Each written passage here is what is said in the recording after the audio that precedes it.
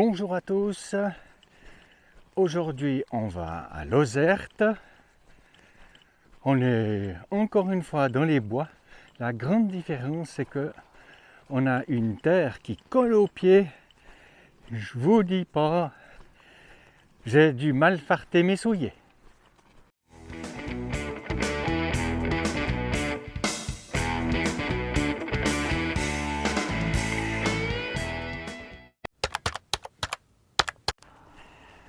Alors aujourd'hui c'est les Saintes Glaces et je pèle de froid. En général la première heure j'arrive à me réchauffer, là c'est un petit peu juste comme on dit.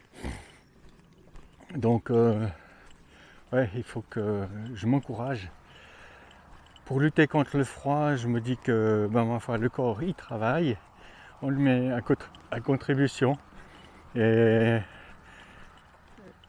moi je suis tout le temps en pull manche courte. Je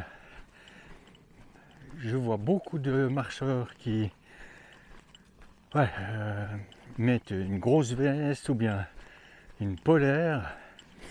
Moi je préfère être en cours, faire bosser l'organisme, m'habituer à ça. Après c'est au goût de chacun, mais c'est vrai qu'on en voit qui sont complètement enrubannés d'une polaire, d'une veste soi-disant respirante, qui transpirent comme des fous, et ça c'est pas forcément à mon avis, je me sentirais tellement enfermé que ça me plaît pas. Nous arrivons à un endroit qu'on rencontre souvent depuis Cahors. Je dis pas qu'il n'y en a pas entre Le Puy et Cahors, mais souvent, eh bien, on trouve une pause halte comme ça, où là il y a des fruits, du thé, peut-être un petit peu de café, et c'est bien sympa, c'est bien réconfortant de trouver ça. Et c'est même juste un plaisir de, je vais prendre une pomme, je vais boire un petit café et je vais donner quelques euros pour en donativo.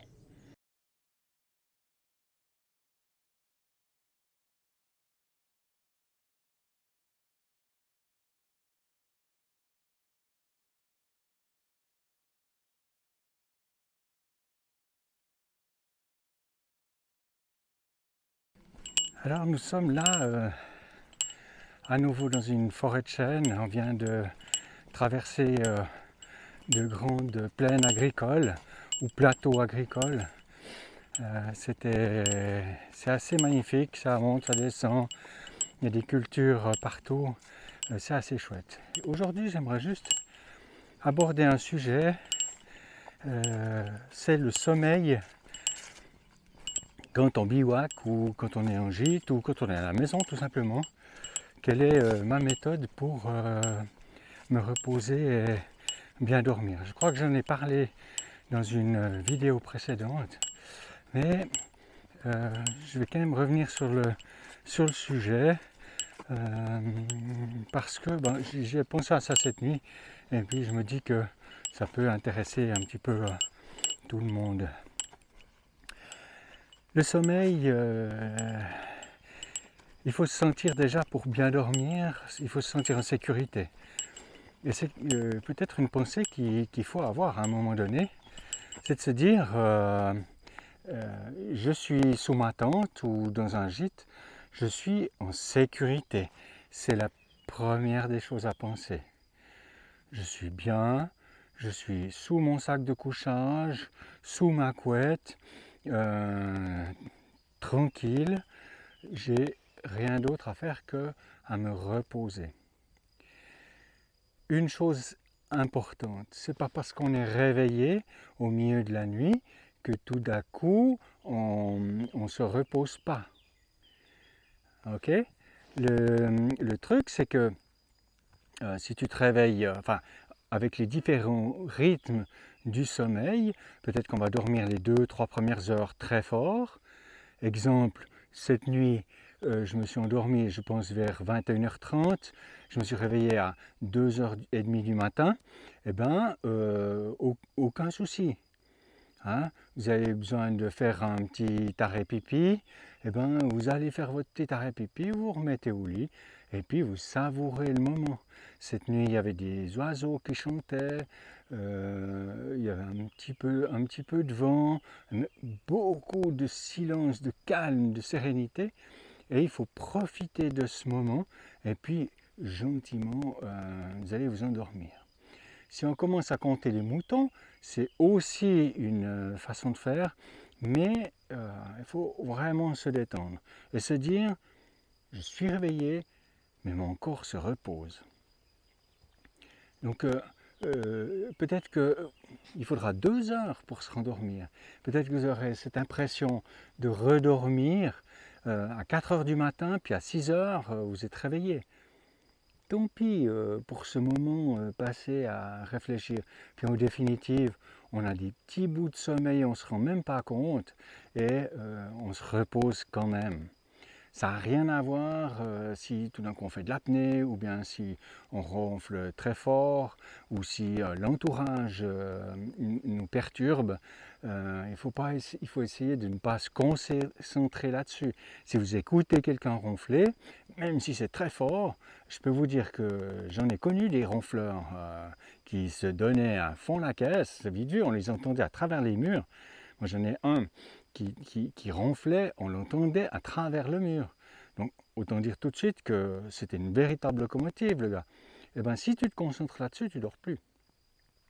Donc tu te dis, ben lui il dort bien, il faut croire, c'est peut-être même pas sûr, et ben alors moi je vais me détacher de ça.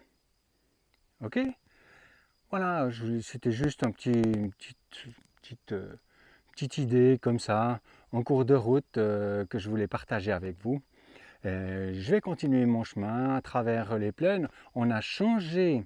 Alors ça c'est intéressant parce que maintenant on est en Tarn, dans le Tarn. On a changé de sol. Si avant on avait un sol crayeux qui était dégueulasse, ça nous a sali de partout. Eh bien maintenant on est à nouveau dans une terre dite normale. Enfin moi ce que j'appelle normale. Ok, je continue mon chemin. À tout à l'heure.